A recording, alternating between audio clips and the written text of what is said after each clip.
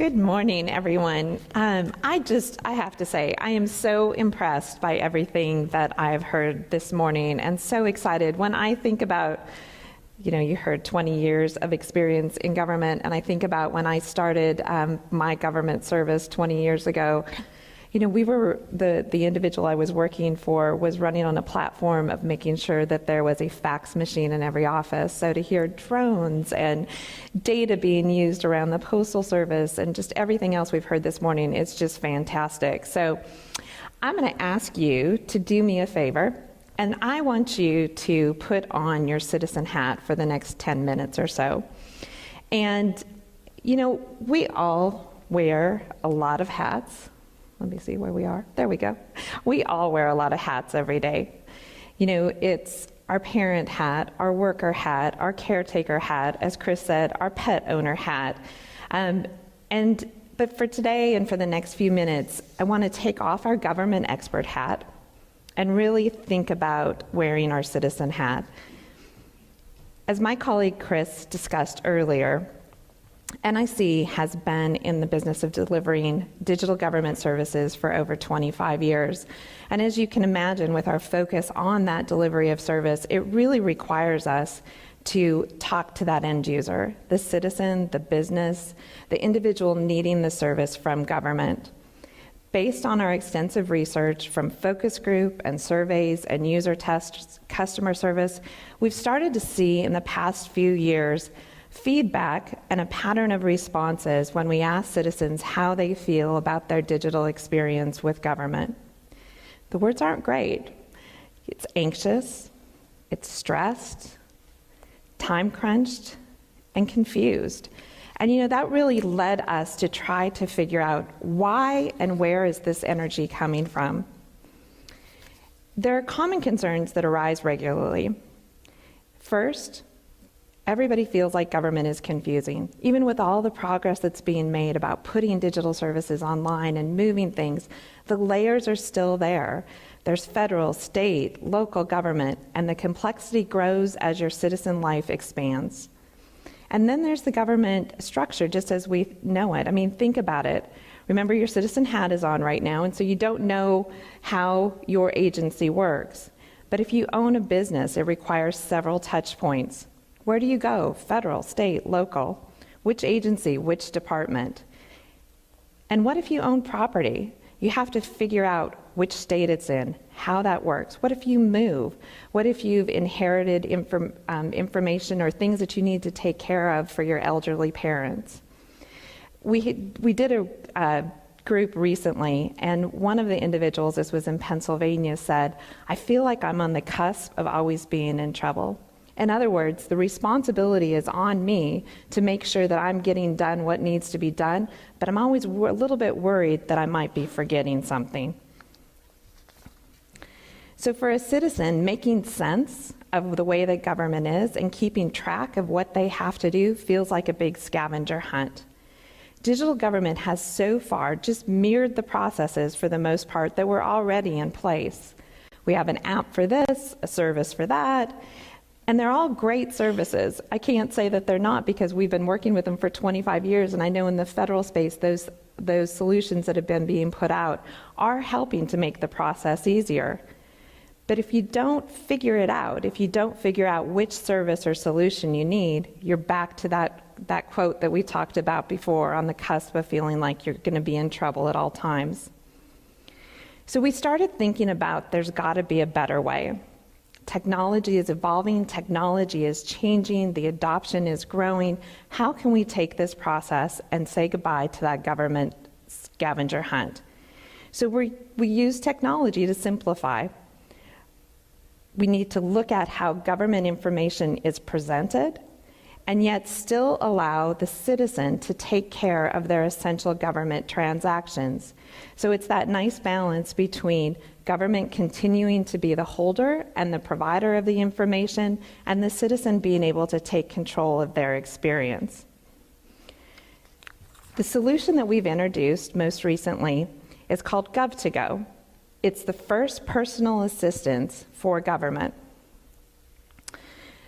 The Gov2Go platform has actually been operational for 2 years. It started out in Arkansas, most recently has expanded into Nebraska and Colorado, and in the past month into the federal public lands through Your Pass Now. Through those 2 years, we've done a lot of research about what government users are saying and what they like about it, why it's becoming their go-to personal assistant. First, it's an inclusive approach. Gov2Go offers services from any level of government, so it helps knock down that barrier and those traditional stovepipes. Gov2Go is relevant, so it provides a curated and customized experience for each user that only shows those services that they need at the appropriate time. Gov2Go is comprehensive. That means that the system finds the appropriate and relevant services, not the citizen, tracks them on an interactive timeline, notifies the citizens when a deadline is approaching, and can actually complete that transaction, including storing payment information if that's a component of what they need to do. And most importantly to us, and knowing about this evolution that we keep talking about, is Gov2Go is future ready.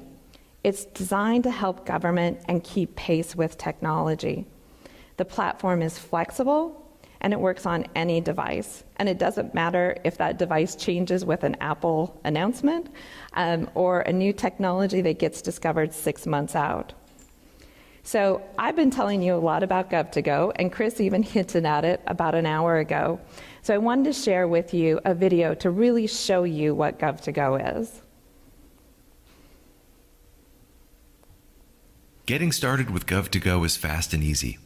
Just enter your email address, and Gov2Go will automatically confirm the user's location, in this case, Maryland.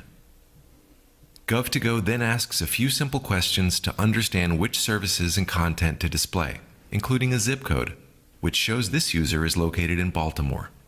Then Gov2Go displays services available to the user, including property tax payments, vehicle registration renewals, elections, and park pass purchases. Our user chooses to get quick access to all 7 of these services by checking the boxes, and then these services are displayed chronologically on a timeline, so the user can quickly see what required deadlines are upcoming. That's it. Our user has been successfully onboarded to Gov2Go fast and easy. Let's take a look at how our user is notified by Gov2Go about a fast approaching deadline for a vehicle registration renewal, which takes the user to the timeline. The user clicks on the Take Action link, chooses to pay now, and confirms that the invoice is correct, and that the name, vehicle, and fee are correct. Security is an important feature of Gov2Go, and we've included controls that ensure that our user is confirming that a payment should be made by requiring the password to be re-entered, which allows the user to access Gov2Go's stored payment feature. From here, it's a one-click payment. No need to re-enter credit card or banking information, and the transaction is complete in a matter of seconds. A feature of Gov2Go is the Gov Store, where other local and national services are offered. Here, we see purchase options for Your Pass Now, a service where users can purchase digital entry passes for federal lands managed by the National Park Service and U.S. Forest Service. Here, our user scrolls to see which properties are available and chooses Acadia National Park, which was the first federal property to offer Your Pass Now. Our user clicks on Acadia and then selects an annual entry pass, which automatically populates information based on today's date. Then our user confirms a few details, selects one-click payments, and the transaction is complete. Gov2Go then generates an email confirmation for the user, which includes the pass details and a scannable code that any park ranger can scan to confirm the pass is valid. Federal, state, and local government services all in one place. Say goodbye to the government scavenger hunt with Gov2Go.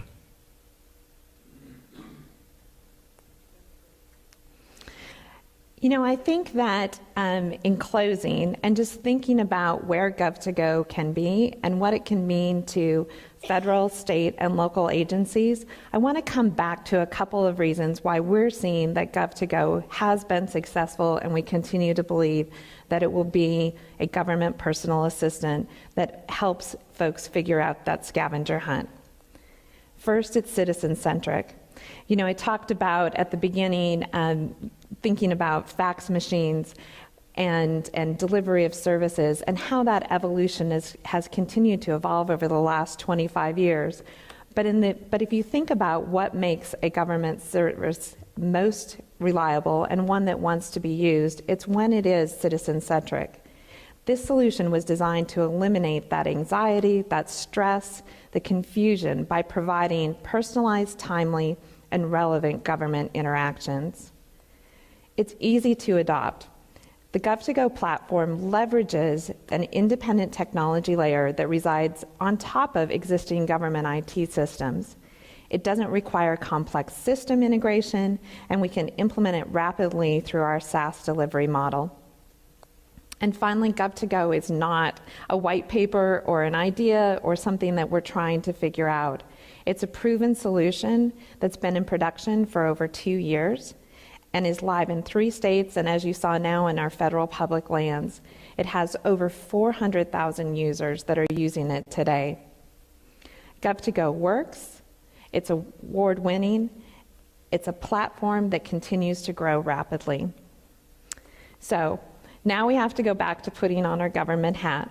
But I want you to think about it. Wouldn't you, before you do that, wouldn't you like to have a personal assistant that's telling you what you need to do each day? And think about the customers that you're serving each day. How can you make that government experience easier for them? At NIC, we believe Gov2Go is the digital government of the future, and we're happy to say that it's here today. Thank you.